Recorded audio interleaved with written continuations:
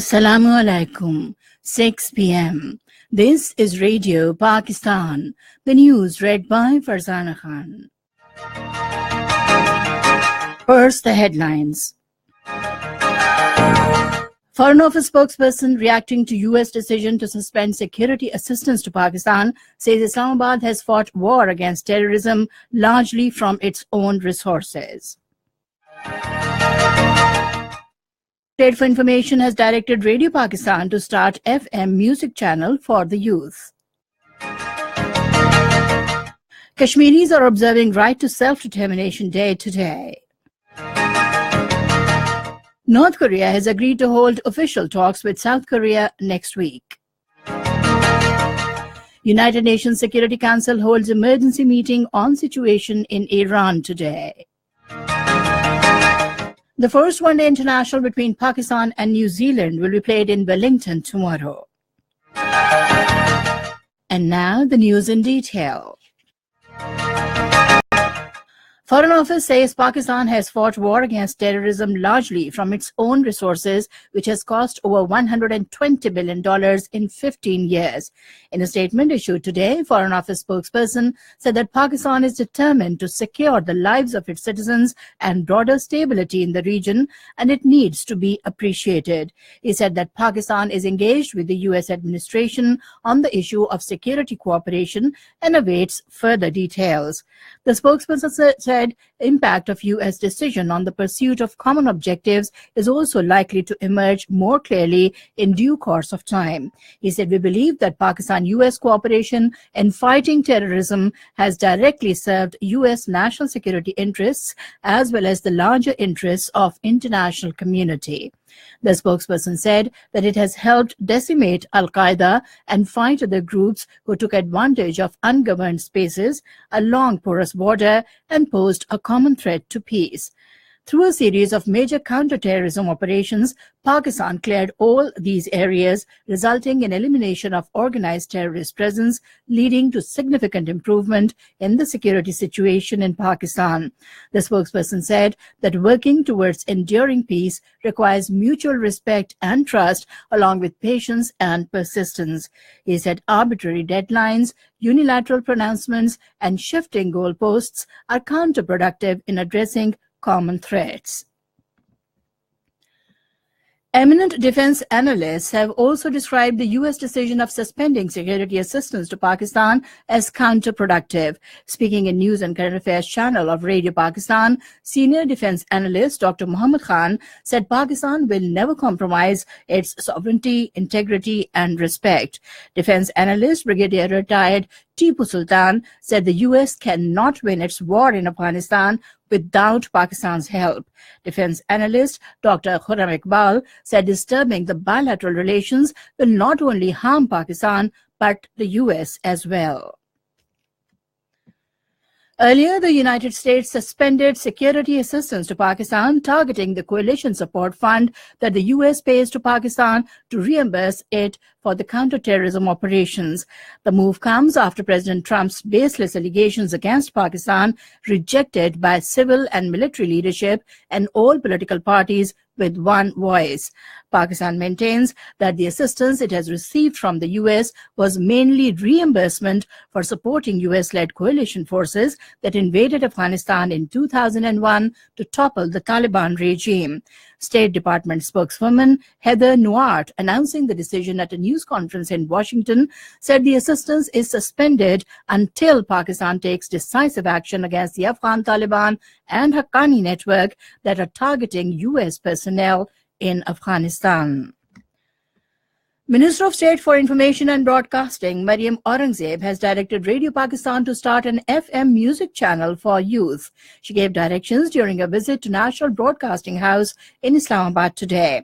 The Minister of State also directed to clear all outstanding dues of artists and other contractual staff of Radio Pakistan.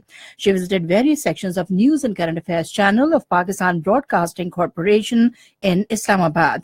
Accompanied by Director General PBC Shafqat Jalil, Director of News Javed Khan Jadoon, and other senior officials of the national broadcaster, she visited the general newsroom, the news studios, the web desk, Central Reporting Desk, and Research and Reference section of the Current Affairs channel. The Minister of State specially appreciated the work of the social media of Radio Pakistan, saying it is the best in the Information Ministry. The Director of News, Javed Khan Jadoon, briefed the Minister about the working of news and current affairs channels. This is Radio Pakistan giving you the news.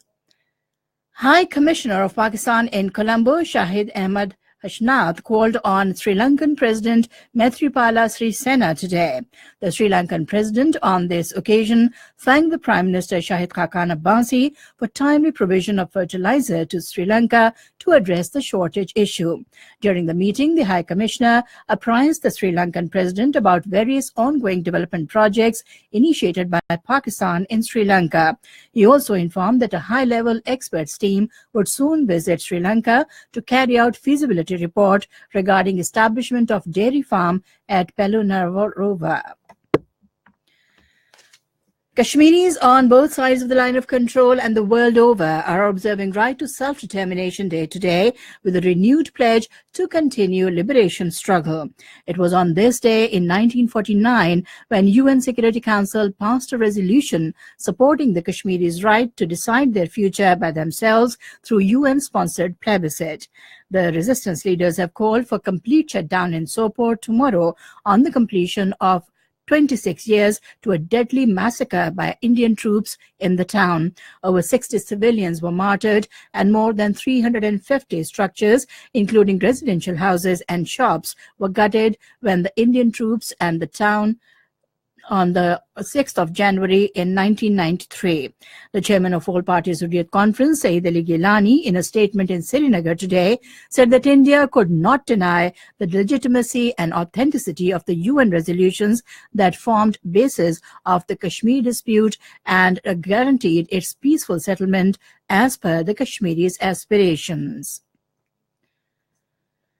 North Korea has agreed to hold official talks with South Korea next week. South Korea said the North Korea had sent its consent for the talks to be held on Tuesday. South Korean Unification Ministry spokesman Baek Tae-hoon told reporters in Seoul today the meeting will take place at the border truce village of Panmunjom, where officials from both sides are expected to discuss the Winter Olympics to be held in the south next month and other inter-Korean relations. The last time the two Koreas engaged in official talks was in December 2015. The UN Security Council will hold an emergency meeting on the situation in Iran today on the demand of the United States. The United States has imposed sanctions against 5 Iranian firms for allegedly working on an illegal ballistic missile program. The sanctions are unrelated to the ongoing protests in Iran. However, U.S. Treasury Secretary Stephen Nelson warned that more sanctions targeting human rights abuses in Iran are coming. Israel has decided to set up thousands of housing units to expand settlements in the occupied West Bank. According to Palestinian sources, Israel will build 900 housing units in the occupied West Bank. And now cricket. The first one-day international 5-match series between Pakistan and New Zealand will be played in Wellington tomorrow. The match will begin at 3 a.m. Pakistan Standard Time. Pakistan will also play 3 T20 matches series against New Zealand beginning from the 22nd of this month. And finally, the weather report. Mainly cold and dry weather is expected in most parts of the country during the next 24 hours. However, rain and thunderstorm with snowfall over the hills is expected at isolated places in Gilgit-Baltistan and Kashmir. Dense foggy conditions are likely to prevail over plain areas of Punjab and Upper Sindh during night and morning hours. To end the news, the main points once again.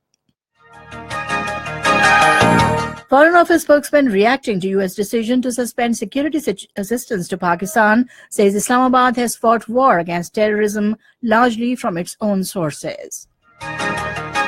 Minister of State for Information has directed Radio Pakistan to start FM music channel for the youth. Kashmiris are observing Right to Self-Determination Day today. Korea has agreed to hold official talks with South Korea next week. United Nations Security Council holds emergency meeting on the situation in Iran today. The first one-day international between Pakistan and New Zealand will be played in Wellington tomorrow.